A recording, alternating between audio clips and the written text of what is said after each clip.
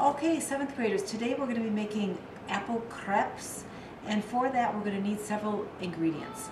The first ingredients are for the crepe itself. If you'll look down here, you'll notice that I've got some eggs. Remember, a safety tip for eggs is to check them to make sure they don't have any cracks. You want to look at the expiration date to make sure that they're still fresh. We'll also need to have some milk. You're going to pour that into your liquid measuring cup. Please use good measuring technique. Have the measuring cup on the flat surface and check to make sure you have a half a cup. You'll see on your recipe that I've got a circle around some ingredients, one being the milk and the vanilla and the melted butter. You can put all of those ingredients into your liquid measuring cups. So to the half cup milk, you're going to add a half a teaspoon of vanilla. You can pour over the custard cup. You're going to need 2 tablespoons of melted butter. You can pour over the custard cup and add that to your milk. Then on your recipe you also have a circle around flour and salt. You can measure your flour into the small bowl and then add a half a teaspoon of salt to the flour. At the very end of the table here I have just a container of some butter and a little piece of paper towel. If you take one of those, it will help you to grease the pan when you make the crepes. Okay, you're also going to need some ingredients for the apple portion of the recipe. I've got here some Haralson apples. They're straight from the grocery store. When you get your apples, please remember to look them over. Sometimes they have those stickers on. You need to peel the sticker off and give the apples a wash to remove any pesticides or dirt. You're also going to need some brown sugar. I've got a tablespoon measuring spoon in here. Please pack the brown sugar. You need 2 tablespoons of that. And on your recipe, there's a circle around brown sugar and cinnamon. So to that brown sugar, you can add your half a teaspoon of cinnamon. Then I've also got a 2 tablespoon chunk of butter here for you. Once you've got all your ingredients pulled together, you're going to go through the recipe, follow it closely. For the crepes, the first direction tells you to mix the flour and salt in a mixing bowl and make a well in the middle. What that means is you'll have your flour in, take a spoon and make kind of just a hole in the bottom of the flour. That well is going to be a spot for you to put your wet ingredients. To that you're going to add your milk, your vanilla, your butter, and your eggs. Then I'm going to ask you to take a beater. This is a rotary beater. You don't have to plug it into the wall. It's nice if you're camping or working outside. It's just powered by hand. The nice thing about this is it's got little feet on the bottom, so you can set it right in the bottom of the bowl and still turn it to mix. You want to make sure it's straight up and down, not sideways. If you go sideways, your batter's going to splatter all over the room. So once your wet ingredients are in the well of the flour, you're going to put the beater right inside and start mixing. Slowly you'll start mixing that flour in, get the eggs beaten up, get the milk mixed in, and then you're going to move the beater around the bowl and mix in the rest of the flour. When you've got that all mixed together, you're going to add your water and beat it until it's smooth. Once that's done, you're ready to make your crepes. What you're going to do is, in a large frying pan like this, take your paper towel with a little bit of butter and coat the bottom. They are Teflon, but it just seems to make the crepes work a little bit better. So you'll coat that with a little bit of grease. Then you're going to pour in, I think I told you a third of a cup of the batter, and you're going to roll it around so it covers the bottom of the pan. You'll get something that looks like this. Then the directions tell you on your medium-high heat to take a turner and check, I'm going to use this spoon, and check for doneness in the bottom of the crepe. If you pick up the crepe and it's golden brown, you're ready to flip it. So in your pan you should be able to move that around a little bit. If it sticks in some places, it's probably not done yet. When you're all finished, you can, I'm sorry I don't have the turner, but you can take the turner and just flip that crepe over.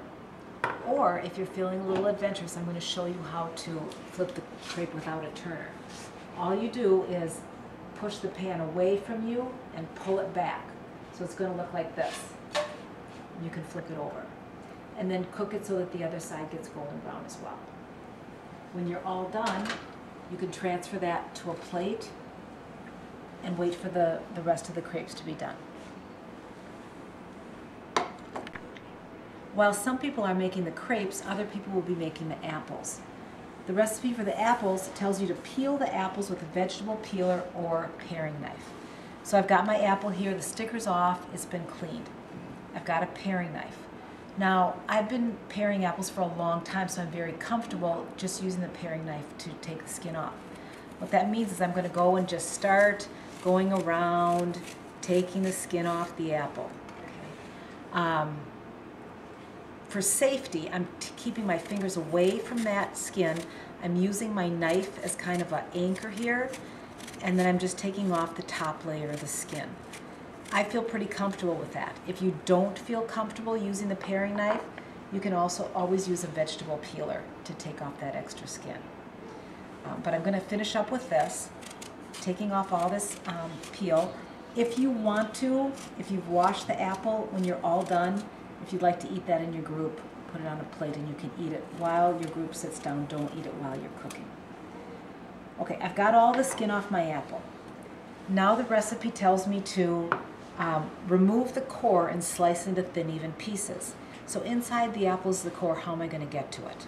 I'm going to take my paring knife and go right down the center of the apple. You can see my fingers are away from where the knife is, and I'm cutting down into the cutting board. I'm going to do that on both sides so that I can get the apple open. You'll notice that on the apple I've got the center, and I've got the stem end, and I've got the blossom end. I've got to get rid of all of those. So I'll show you a nifty little trick. I don't want to see anyone taking a knife and putting it into their hand as they cut out the core. So what I'm going to ask you to do is take a different tool. This is a melon baller. You can make little balls out of watermelon or cantaloupe, but we're going to use it today to remove the core. So all I do is press it over the core, and then with your finger press down in there and turn it around so that it takes out all of those seeds from the middle of the apple. Once you've got that done, you can remove the stem end and the blossom end. Again, don't do it in your hand, do it on the cutting board. You're just going to make a V at both ends to remove that for both the stem and the blossom end, so that when you're done, what you really have left is just the flesh of the apple. That's what we want. This is a dessert item, so we don't have all that lovely fiber that's in the outside of the skin of the apple, but it is dessert, so we're making a little exception there. To get these cut into nice, thin, even pieces, I'm going to use good safety tips, curl my finger, and just start slicing the apple into thin, even pieces. If you get some big and some small, they won't be done at the same time, so you want to try to keep them about the same. When you get to the very end of the apple here, if you feel uncomfortable that that's not stable, you can always just push it to the side and slice that into smaller pieces. Now these are pretty big apples, so what I'm going to do is I'm going to make one cut down the middle as well to get them into a little bit smaller pieces. But they're all about the same size. They should cook about the same rate. Now I need to saute these in a pan. So what I'm going to do is take the smaller of the two pans that you have, put my solid piece of butter in, but this time I'm going to have it just on medium heat. Remember, butter burns. If you're in charge of the butter, I want you to be in front of the butter at all times. If you turn away, talk to someone, it could burn.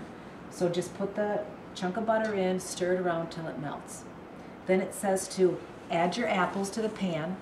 So you're going to put in all of your sliced apples, and you're going to saute those, cooking them quickly in hot fat is saute, until they're crispy, or I'm sorry, until they're tender. How do you know if they're tender?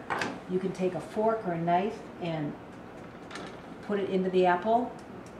I don't know if you can hear, but I can hear that crunchy, so I know that has to be cooked. Cook until you can't hear that crunchy sound anymore, until your apples are just about tender. Then it says to combine the brown sugar and cinnamon, sprinkle them over your apples, stir. It all forms a nice kind of cinnamony brown sugar sauce around the apples. When those are done, turn off the heat and let the apples just sit on the warm burner to stay warm while the crepes are being finished. When you've got all of your crepes on a plate, you're going to take the apples, take a quarter of the apple mixture. I've got a sample of a crepe here. I'm going to put a quarter of that mixture right down the center of the crepe. And then I'll show you how to fold the crepe. Just start at one side, roll it, and then roll it again until you cover up the seam. And when you call me over to check your crepe, I'll ask you if you'd like a garnish of powdered sugar. If you do, I'll sprinkle a little powdered sugar on the top for you. Then just eat and enjoy.